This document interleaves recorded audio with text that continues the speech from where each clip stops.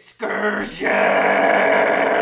Holy cow! That opening scene from the movie Doom is brutal on subwoofers.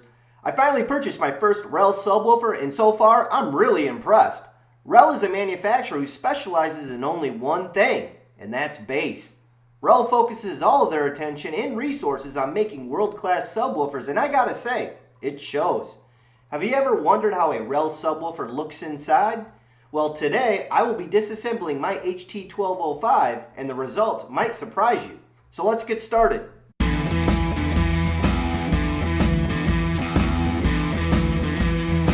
We're going to start this video off by removing the heart of this subwoofer, and that's the 12-inch driver. I love the fact that REL is using Allen head screws to secure the driver to the cabinet instead of your run-of-the-mill Phillips head screws. I really loathe Phillips head screws because they are so dang easy to strip out. Nice job, REL.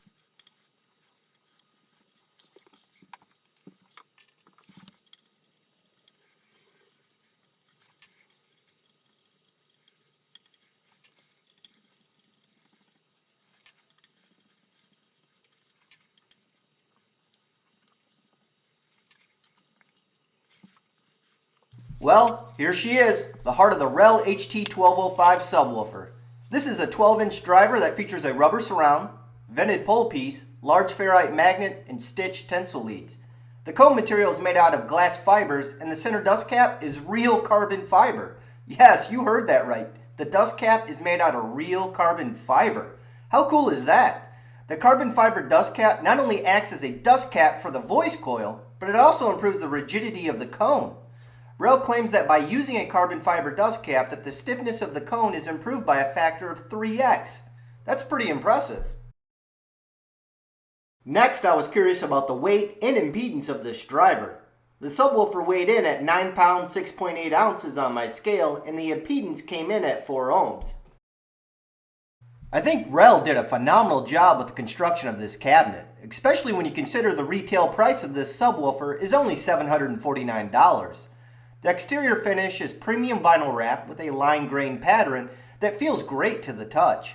I love the fact that REL brought this beautiful line grain wrap into the area where the driver is mounted.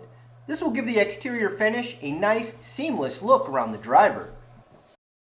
Other design touches I like are the curved edges on either side of the cabinet, the choice of mounting feet, and the top plate, which has 5 coats of lacquer on it. In my opinion, these curves on the sides of the cabinet are more pleasing to the eye than a conventional squared-off design that is usually present at this price point. My HT1205 included 2 sets of feet. One set of feet appear to be made out of billet aluminum and have REL printed on them, and the other set are made out of rubber. I chose to swap out the aluminum feet for the rubber feet since the flooring in my house is all hardwood. Plus, I think the rubber feet will do a better job at decoupling the subwoofer from the floor. The cool gloss black plate on the top of the subwoofer includes 5 coats of lacquer and is not only pleasing to the eye, but is actually functional. This top plate is there to help reduce cabinet resonance. I really like the attention to detail that REL put into this budget-oriented subwoofer so far. Now let's do the knock test on the cabinet.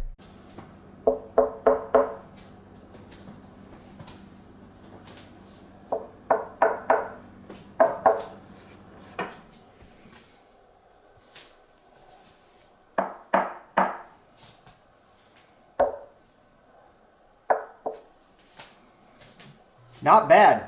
Now let's see what kind of MDF the front baffle is made out of.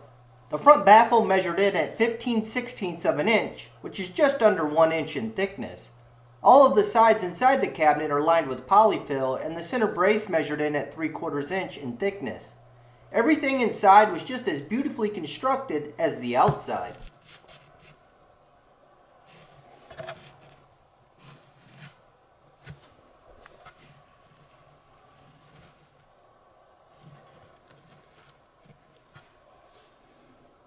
The premium grade line grain finish looks like one continuous sheet without any seams in it. Normally I can detect the seams of the finish at the edges where the 2 sides meet, but not with REL.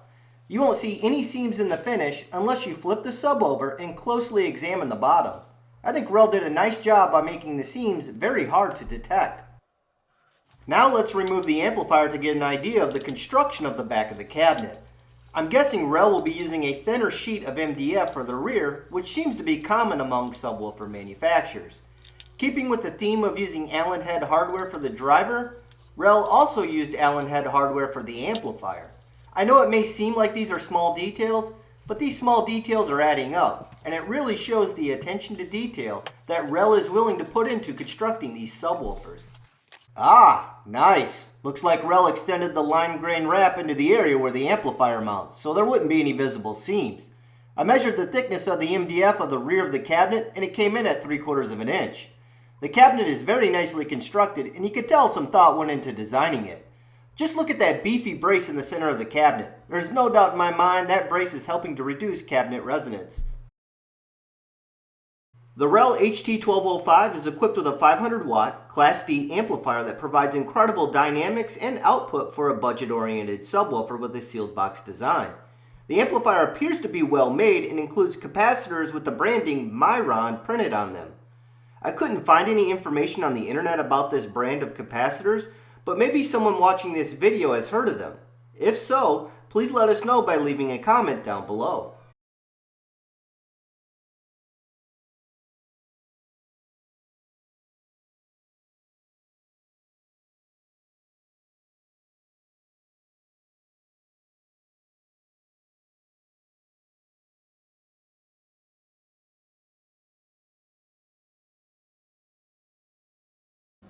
The features on this amplifier include a low-pass crossover, phase control, dual-purpose low-level stereo RCA or LFE RCA inputs, low-level RCA outputs, gain control, and a power switch.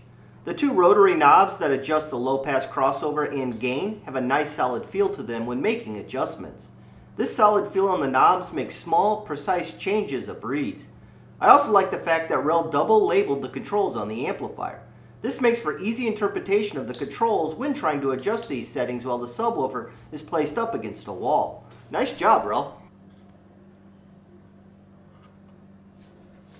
I originally intended on purchasing this subwoofer with the sole purpose of trying it out and then returning it, but I was so impressed with this subwoofer that I have now decided to keep it. I'll be using my REL HT1205 primarily for movies and will be placing it in the rear of the listening room next to my couch.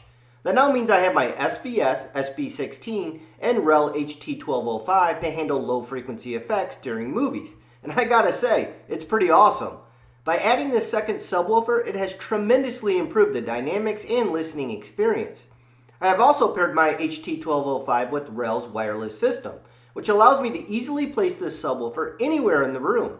After enjoying this setup for the past few weeks, I don't think I could ever go back to watching movies with just one subwoofer.